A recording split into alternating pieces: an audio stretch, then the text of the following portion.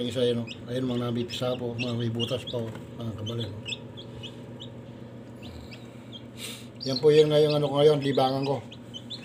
Papaano ako ng mga RR, Rhode Island Red, tsaka mga Black Stralock po. Mga alaga ko ngayon. Ako na mismo yung nagpipisa. Kasi meron akong mga inahin doon. Iniipon ko yung mga itlog nila. Tapos po ako na nagpapapisa. Bali, ano na ito, ayun o. Yan ang ano nila. Papakita ko lahat to hanggang maging 1 month sila para makita nyo lahat ng mga ano. Yan, papakita ko lahat yan sa inyo. Hanggang sa kung saan ko dadali sa mga brother po. Ano mga kabalin? Bye-bye lang po ninyo mga kabalin. Ang bagong mga vlog ni El Kabalin ngayon. Papakita ko po sa inyong lahat ang mga libangan ko po. El Kabalin Vlogs by Sunny Santos. Halina't ating saksihan ang buhay dito sa probinsya.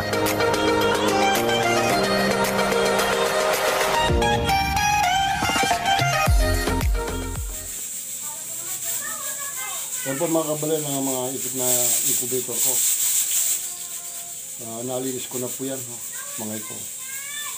Galing po yan sa sa chile, sa rep. Tinanggal ko na po sila, yan medyo basa pa sila na Ito po dati mayroong nakabalot po sila kanina ng mga papel. Nakabalot po ito ng mga papel. Tinanggal ko sa chiller. Ayun po, nakaganyan sila. Ayan po sila, kanina ganyan. Ngayon po, tinanggal ko na sila. Inilagay ko na sa tray para matuyo na po sila. Ganyan po sila kanina yan. Nakabalot sila. At inilagay ko sila sa ref, sa chiller niya. So, ngayon po, inahanda ko na sila para mamayang gabi po. Ito, gaganyan naman lang ito mga kabalin. Pagka halimbawa ito mo ito, yan, ganyan siya. Kala ko dito. Para mamayang gabi po, iaan natin sila. Ilalagay natin sila sa incubator. Bali, ang lahat po na ito is 35 pieces po. Ano po mga kabalin? Yan po ang preparation po natin sa pag-incubator. Yun po ninyo mga kabalin, hanggang sa ma-process po niya kung paano hanggang sa magpisa yung mga itlog na ito. Napakita po sa inyo kung paano ang magandang proseso po ng pag-incubator hanggang sa mag-hatch po tayo. Ito po mga kabalin, iayos natin yung rice hull na paglalagyan natin ng incubator ngayon. Ito mga rice hull po ito, yan. Ayan. Yung po natin na box natin na lalagyan natin ng rice hull para sa mga itlog. Kaya ihanda na po natin para mamaya lalagyan natin yung mga itlog. Po, rice hull lang po muna nilalagay natin. Yan po.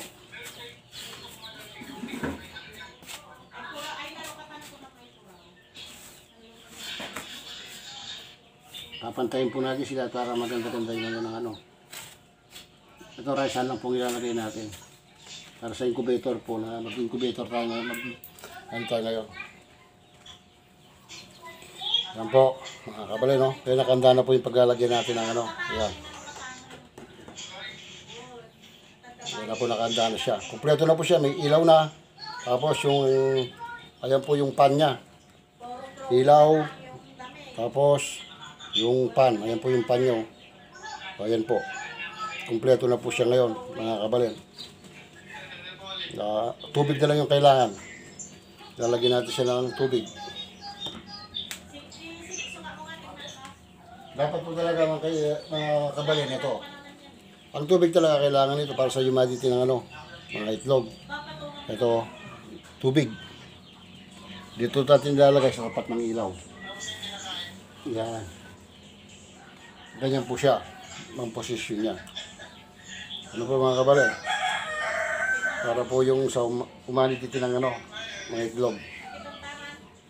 So, natatayo po natin dyan, kukunin natin yung mga itlog at i-arrange na po natin dito.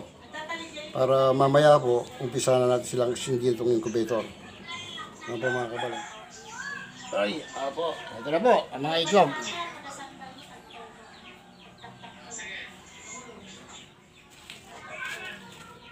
Isasalansan na po natin mga itlog, mga kabalin. Kagaganda ng size nila.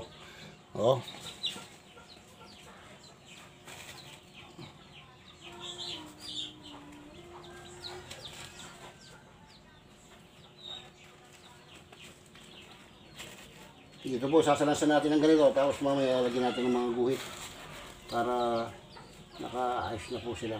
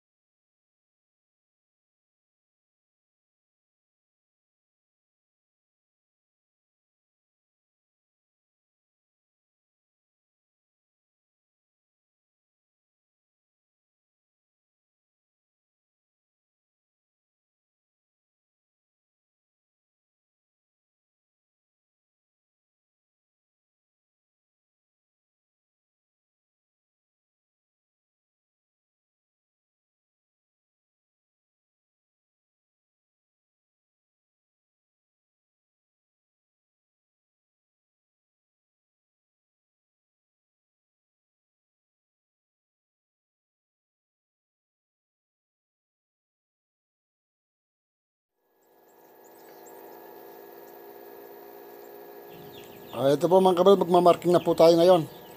Ilagyan po natin lang ng marking para pagka magro-rotate po tayo, alam natin hindi tayo malilito na yung iba, hindi pala nabaligtad. Yan po. Medyo gabi na po ako nagmark dahil may pinuntahan po ako kanina, hindi ko sila namarkingan kaya gabi na po.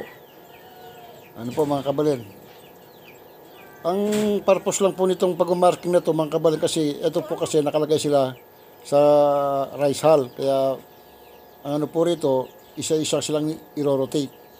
Kaya minamarkingan ko po sila para alam ko po kung alin pa ang hindi pa nabaligtad. Yan po, kaya may marking lang. Ito po, sariling ano lang po to mga kabaleno, sa mga disclaimer na ano, ito po, sariling discard ito. Para hindi lang po ako malito. Ayan po mga kabalen. Kaya ano po ito, ang pag-rotate po pala nito, pag-ikot is, yan po, nakikita nyo ngayon, ayan o, kompleto na po sila. Ang pag-rotate po is, ano po, bali, ginagawa ko po ito 3 times a day po. Mga kabasigi po, gandang umaga po, ngayon umaga na po mga kabalen, bubuksan natin yung unang rotate po ito. Kasi kasasalang po kahapon ng gabi, ayun po, umaga na. Ang oras po rito ay alas 6:30. Kaya po, ngayon po, i-rotate ko na sila, iikot ko na sila.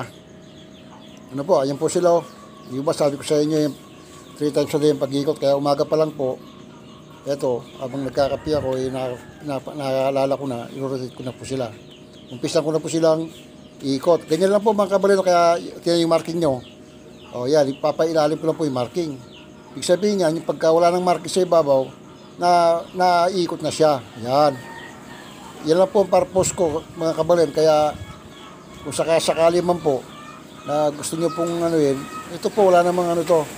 Para tandaan lang po ito na katunayan na pagka bumalik, wala na siya marking, ibig sabihin binabaligtad siya. Vice versa lang po. Mamayang tanghali po, pangalawang ikot nila, ganun din po. Ang ano naman po, yung may X, siya na lang po sa ibabaw niyan. Kaya hindi ka po, ibig sabihin, wala kang makakaligtaan na maiwanan na hindi mo naiikot pagka ganyan po na may marking sila. Ano po mga kabalen, sariling diskarte lang po ito. Nasa inyo na po mga kabalen, kung halimbawang gayahin po ninyo ang diskarte ko, nasa inyo po. Wala na po sa pilitan to. Naano ko lang po ito mga kabalen, yung pag-ano na ito, pagbablog ko na ito, papakita ko po sa inyo kasi medyo parang naging libangan ko na ngayon to. Pag-aalaga po ng mga Rhode Islands po pala yung ito, mga itlog na ito, mixed breed po sila, Rhode Islands Red, tsaka Black Strop. Ayan po, kaya meron ko nakita parang organic, tapos yung iba parang medyo puti. Mixed breed po ito mga kabalen. Unang ikot po ito. Ang ano po nito is, ang kagandahan po nito, sa pag-incubator ko na ito, 18 days hanggang 21 days po, doon pa sila magsusulputan. Kasi na-experience ko rin po na one time na nag-incubator na ako, nakalimutan ko lang i-vlog, kaya ito po i-vlog ko mga kabalen. Ayan po mga kabalen, oh. Ayos na, tapos na, sasarado ko na po mga kabalen. Ano po? Oh, hintayin natin Ayan po mga kabalen, kasalukuyan silang namibisa, oh. Ayan na sila, oh. Ayan na po na yung mga napisa, iniwalay ko. Ayan po sila, oh. Mga napipisa po, kapipisa lang. Ito, kasalukuyan na namimisa, oh.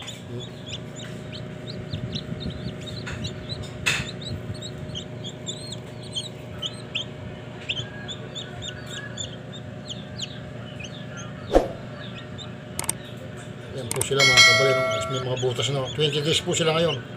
Yan, no? Bukas pa lang sila mag 21 days, kaya kasalukuyan po rin ang namimisa. Yan, no? Mga Rhode Islands po.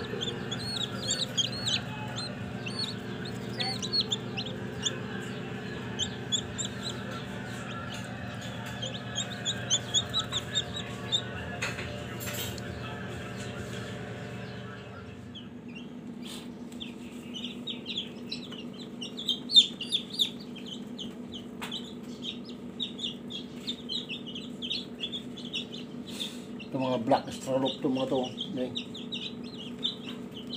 Gaganda na nila, oh. Pwede na silang dali sa ano to, mga ito medyo ano pa to, mga kumpisa. Marami po, meron pang nag-ano, mga kabalen, no? Nagbubutas po sa lukuyan ilang nag-ano ngayon, namimisa, oh. Ayan sila, oh.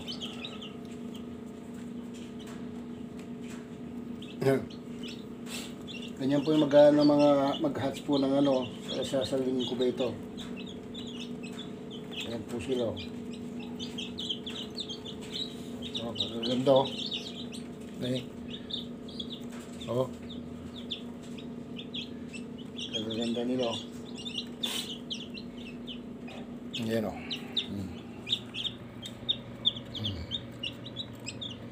Kasalukuyan nilang namimisa.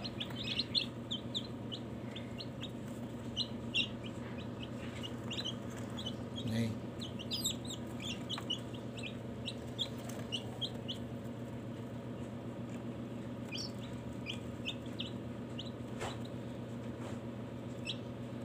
Ayan, mayroon pang napipisang isa, yan, ayun mga napipisa po, mga may butas pa, mga kabalen. Yan po yan nga yung ano ko ngayon, libangan ko. Papaano ako ng mga RR, Rhode Islands Red, tsaka mga Black Stralop po. Mga alaga ko ngayon. Ako na mismo yung nagpipisa. Kasi meron akong mga inahin doon.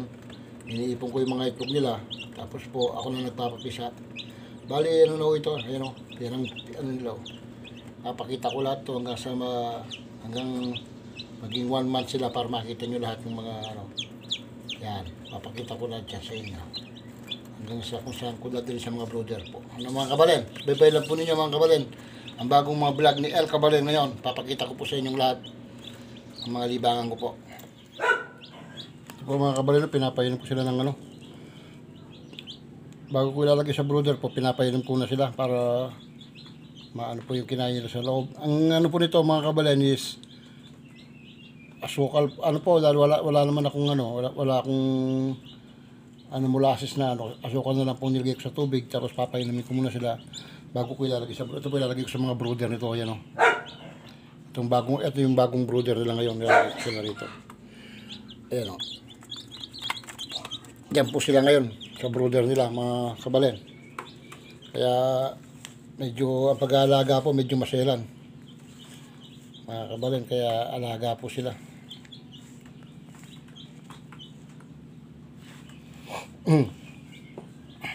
Ganyan po yung pag-aalaga ng mga Rhode Islands na ano, pagkaayos po. Yung mga sisukas ka, meron silang ano, parang pipita rin sa tuktukan na ito, alisin nyo po. Bago sila painumin, para makaano sila. Ito po, ayan o.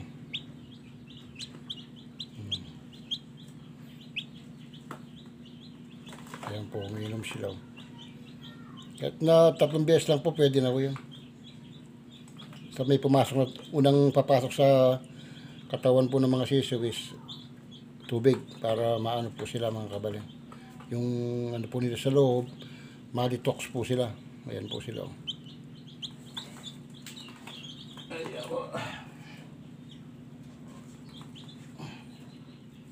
Ganyan lang po ang pag-aalaga ng ano, mga Rhode Islands. Medyo maano po yung ano at pag-aalaga dahil ang totoo niyan talaga mga kabali, medyo pahirapan po talaga yung sabihin. Ang pagpapapisa po talaga, medyo may kahirapan din. Tsaga-tsaga din po. O, ayan o. Hindi basta-basta ilagay mo lang yung itlog, ganun na lang. Talagang ano po, tsaga-tsaga, araw-araw mong inikot mga kabalen. Bali, ang pagpapaikot po ng mga itlog is 3 times a day po siya. Paikutin mo siya 3 times a day. Yan po, nakainom na siya. Oh.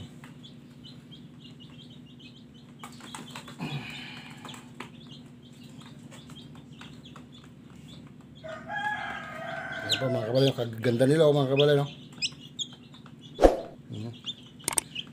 Mga Rhode Island school mga to.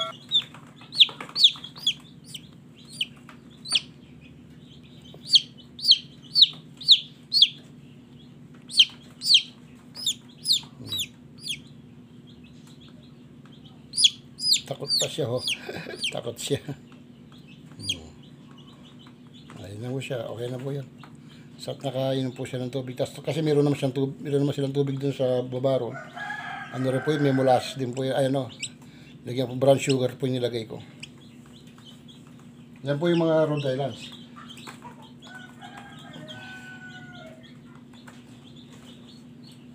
Ngayon po, ang isusunod natin ito mga black strallop po. Ayan po, mga black strallop po. Yan naman pa, yun naman natin. Kasi po, nagpaano po kasi ako. Crossbreed po kasi ako eh. Yung lalaki ko, black strallop, tsaka po yung mga inahin ko, mga Rhode Islands po.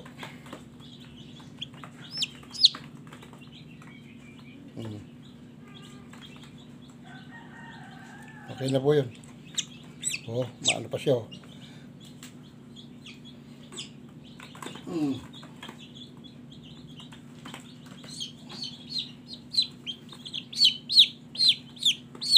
Yung pagkakaiba rin po pala yung ano ng katawan ng mga ano. Mga Rhode Islands po medyo ano yung katawan nila magaan, pero itong mga black strallop na to, mga bibilugin po yung mga katawan nila oh. Kaya sinubukan ko pong mag crossbreed.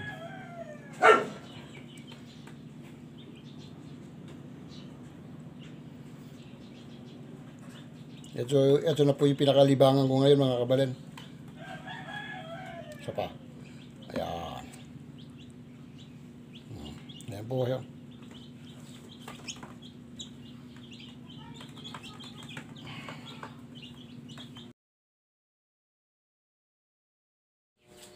Maraming salamat po sa inyo mga kabalen sa inyong walang sawang pagsuporta po sa ating YouTube channel.